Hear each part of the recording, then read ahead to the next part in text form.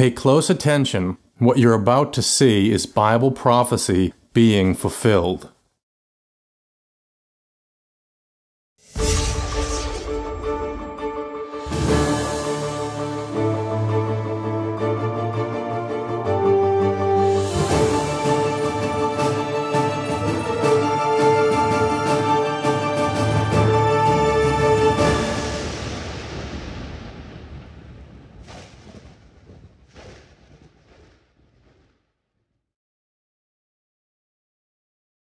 Welcome to another edition of YPN News, bringing you the news as it relates to Bible prophecy and foretold by Yeshua Hawkins. Katan, anger, hatred, and retaliation, three words that could be used to describe this week's event. Now, April 15th, 2013, a terrible day in the history of mankind that will remain a scar in the hearts and minds of Americans for many years to come. 2 bombs were detonated near the finish line at the Boston Marathon. 3 people were killed and over 180 others were wounded, some of them critically.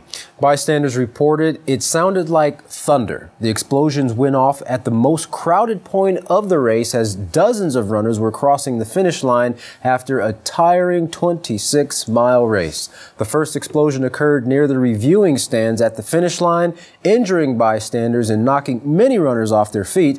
Then, just 12 seconds later, another explosion only 2 blocks away. Witnesses said it was horrible. It was so terrifying. It was so scary. There was smoke and glass everywhere. Now, all of this translated into complete chaos at the finish line. Rescuers wheeled some of the injured away in wheelchairs, while others tried to control bleeding by putting pressure on the wounds. Police also rushed to assist victims tangled in debris and broken glass, some of those victims missing limbs. Now, bloody spectators were also carried into the medical tent that had been set up in case there was fatigued runners. One man said, "I just walked away 15 feet, maybe 20 feet, and a bomb went off. It knocked me to the ground, and then everybody started running." And he said they were panicking, people all over the place. They were some bad-looking people, and I'm praying for all of them, he said.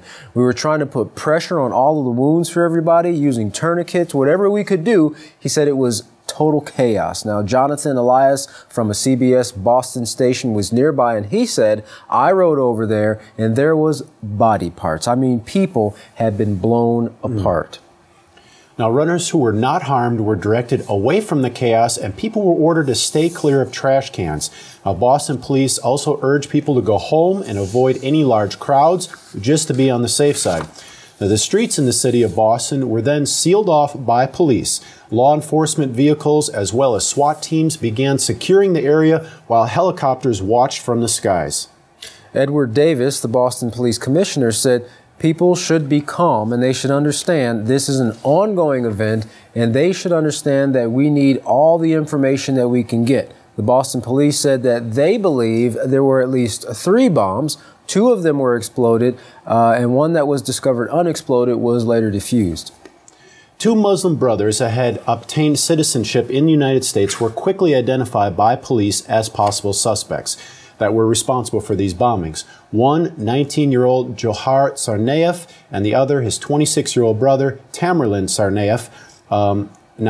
As the events unfolded, the police eventually tracked the 2 of these brothers into Watertown, which is a Boston suburb, and there the brothers engaged police in a fierce shootout in which Tamerlan suffered fatal injuries and died as a result of it, while his 19-year-old brother was seriously injured but managed to escape.